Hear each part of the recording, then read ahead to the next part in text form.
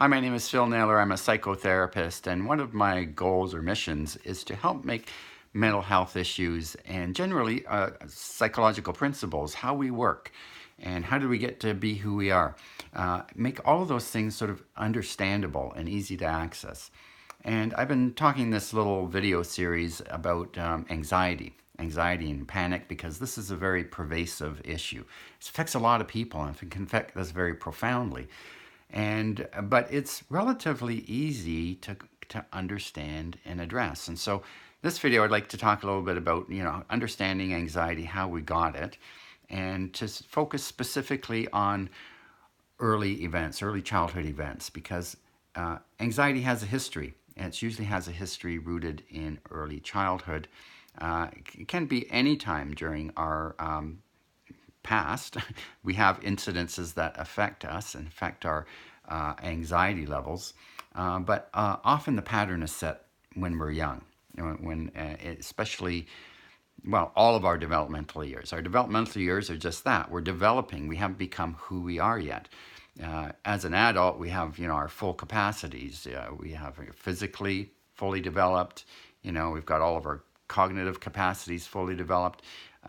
We have experience, we've got learning and knowledge, and we've got a lot of resources that we have now that we didn't have when we're growing up and developing. We're in process. Even our personalities, we're developing our personalities as we're young. So all of these things, we're in development. All of our capacities are in development. That means that we don't have the full capacities that we do now back then.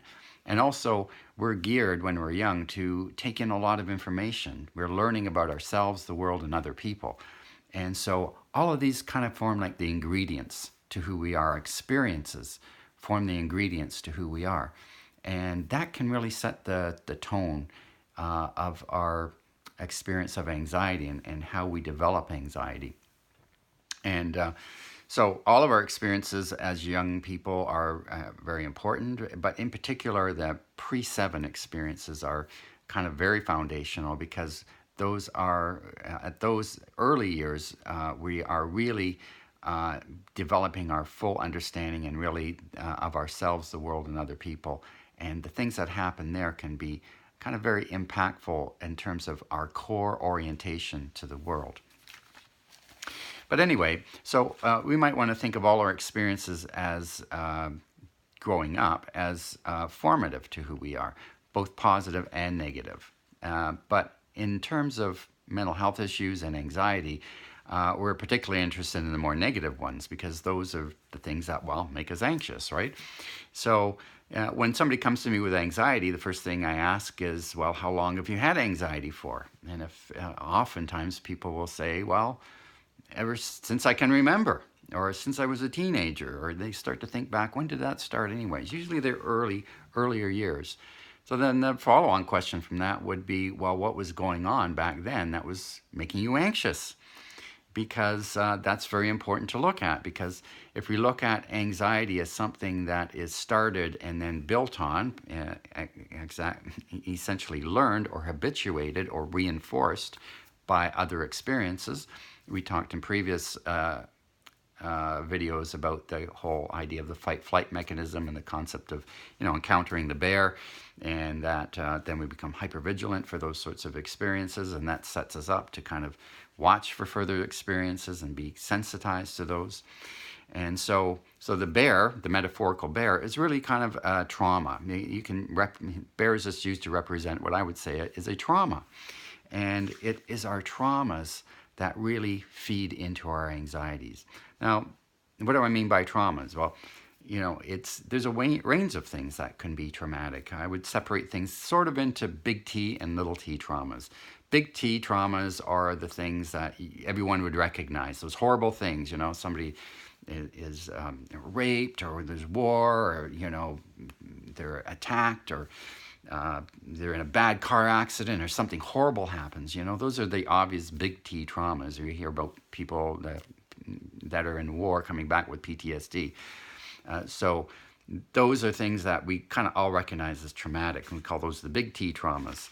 And those things can happen when we're very young too, and those are going to be very impactful for us. But there's also what I would categorize as little t traumas. And little t traumas are things that aren't quite so big, but nevertheless, when we're young, we experienced as traumatic. And what's a trauma? That would basically be when our needs aren't met in some way, especially in a chronic way. If we are being harmed in some way, physically or emotionally, and or if we're overwhelmed by some situation that we don't have the ability to process. And so any of those things, and both in unique things, so something unusual happens that is sort of totally outside of our normal realm of experience. So if a parent behaves suddenly in an aggressive or negative way towards you, or you have some experience as with other kids or something, then those can have an impact on us. But also chronic conditions, so our chronic living situations are important to look at. So some things that we normally wouldn't think of as traumatic, if you really think about how you experience them as a child, they often are. Or often we dismiss them as not traumatic when actually they were. And so there's some very sort of obvious categories of things that we want to look at in our early childhood experience to understand how they impact on trauma, on our anxiety. Because if you want to say what are the symptoms of a trauma, are anxiety, panic attacks, depression, bad dreams, things like that. So if we look at anxiety as a potential symptom of a depression, that kind of gives us a clue to how traumas may build into things. So what are the kind of things that we should look at? The big T traumas as a child would be things like abuse, suffering physical abuse, psychological abuse. So these could be parents. Often if there's drugs or alcohol in the home and parents they're neglectful, so they're not tending to you as they need, they could be aggressive or violent.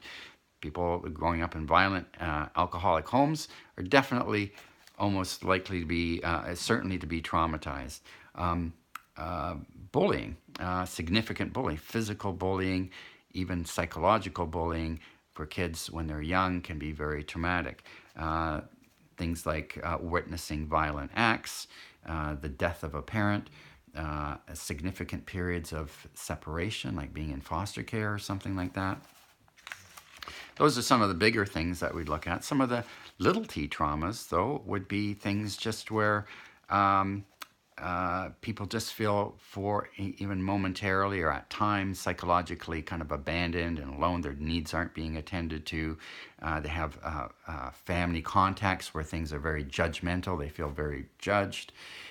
They have a situation where things are unpredictable and insecure, feelings of being humiliated, being rejected. And so both of these, as I say, chronic or novel situations, all can lead to kind of little traumas. And the little traumas are like, any trauma is like encountering the bear in the woods. And then once you've had that trauma that's stored in our brains as a didn't like that, and I'm going to watch out for any little, remote symptom of that happening in the future so that I can kind of try and keep myself safe. And then of course we become hypervigilant for those experiences, and then we get conditioned into looking for and experiencing these kind of negative experiences that are like little traumas that make us go into the fight-flight situation. So there is actually a tool. So we can do self-reflection. It's very important. This is part of a self-awareness thing, to reflect back on your own childhood and find what are some of the things that impacted me. An easy way to do this is there's a tool that you can get, and you can just Google this and get it off the internet. It's called the ACE questionnaire. ACE. It stands for Adverse Childhood Experiences. And you can just download that and fill it out yourself. And it's just simply ask the question, just circle off yes or no. Did you experience that? And just one or two of those yeses to those questions could mean that you were adversely impacted, up to and including childhood trauma. And generally speaking, the more yeses that you have, the more significantly impacted you are. And the more yeses that you have, the more likely you are to be experiencing chronic anxiety as a child and later on as an adult, because we learn these things. These carry on. These become conditioned into us, and we carry those experiences, and we still become hypervigilant for those sorts of things. So if we felt abandoned as a child, we're become very sensitized to if we feel like we're being abandoned by somebody else. And so this can be problematic in relationships. If we feel that our partner's abandoning us on some level, or that, we're going to be in a situation we could be emotionally abandoned, that can create lots of anxiety and pain. So all of this is really just to kind of get you to become self-aware. And that's a really important part of anxiety. Where did my anxiety come from, and how is it manifesting now?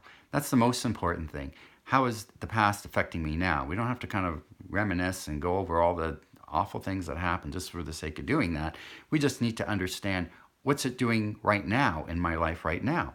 So if I had this abandonment experience back then and I am sensitized to abandonment now, well, that's important information for me to know and to be self-aware of about. And then we start to tune into that. On a daily basis, we can start to become tuned into how and when and why I'm experiencing anxiety, and what are my key little triggers that are being triggered. And then we can start to address it. Then we can use tools and strategies to start to address that. And I don't obviously have time to go into all that today. But I just wanted to give people a little bit of introduction to help people connect the dots that, yes, your past is important. You need to look at your childhood experience in the context to understand where could your anxiety be coming from. And of course, and also all of your history, because there could be other things that have happened along the way. Were you in physically abusive relationship, or even emotionally abusive relationship? Were you in bad car accidents? Were you in war? Did something bad happen to you sort of later on that was traumatic? Because if you had any kinds of traumas, those are going to impact you, whether it happened in adult or childhood. But, the more traumas that you have, if you start to catalog them all, you start to get a picture of, oh, I kind of get why I have this anxiety. So just use that for some reflection. I hope that this is useful for you. This is all about learning about ourselves. So if you apply these principles to yourself, download the ACE questionnaire, take that, and see if it's relevant to how you feel like it's relevant to how you are doing now. So if you could relate to this, found this interesting, leave me a comment, give me a thumbs up or something, or share this, whatever you like. So anyway, I hope this has been informative, and I will continue to produce these videos if people still find them of assistance. Okay, thank you.